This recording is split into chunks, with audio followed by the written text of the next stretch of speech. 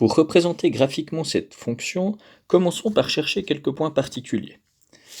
Nous allons commencer par calculer j de 0, c'est-à-dire l'ordonnée à l'origine. On l'obtient donc en remplaçant x par 0 dans l'expression de la fonction.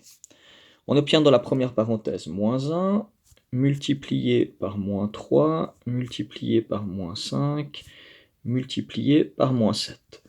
En effectuant la multiplication, on obtient 105. Donc l'ordonnée à l'origine de la fonction est le point 0, 105, qui sera donc un des points de la fonction. Deuxièmement, étant donné que la fonction est déjà entièrement factorisée, on peut chercher les zéros de la fonction j. Donc pour calculer les zéros de la fonction j, il faut résoudre l'équation j de x égale 0. La fonction étant déjà factorisée, il est facile de trouver les solutions. On obtiendra donc comme ensemble de solutions pour cette équation les points 1, 3, 5 et 7, qui sont donc les zéros de la fonction. La fonction va donc intercepter l'axe au x au point 1, 0, 3, 0, 5, 0, 7, 0. Maintenant, on va chercher peut-être encore quelques valeurs supplémentaires pour pouvoir représenter la fonction facilement.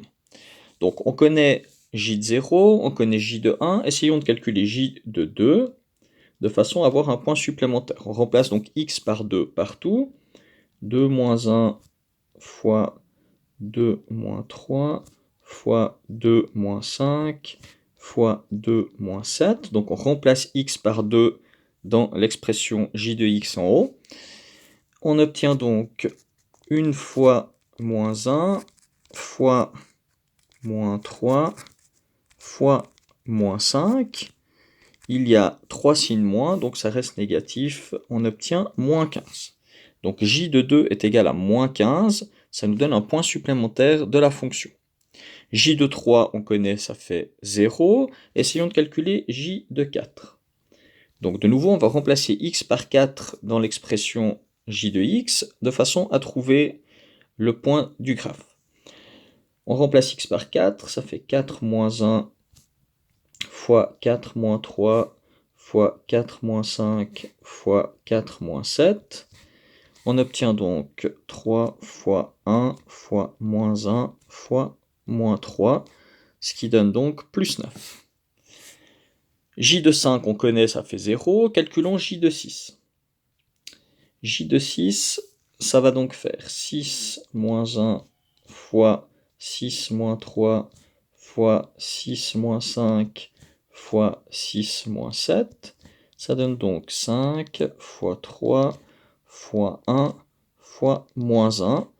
Et on obtient de nouveau moins 15. J de 7, on connaît, ça fait 0. Calculons encore J de 8. Donc on remplace x par 8 dans l'expression du haut.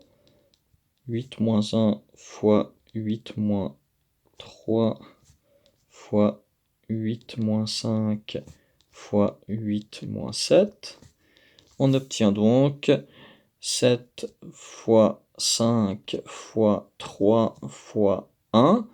Et ça nous donne à nouveau 105 comme pour j de 0. Voilà, maintenant on a un certain nombre de points. On va pouvoir essayer d'esquisser la fonction en reportant ces points dans un système d'axes. Alors si on fait ça sur GeoGebra, on va voir que ça nous donne une fonction comme ceci.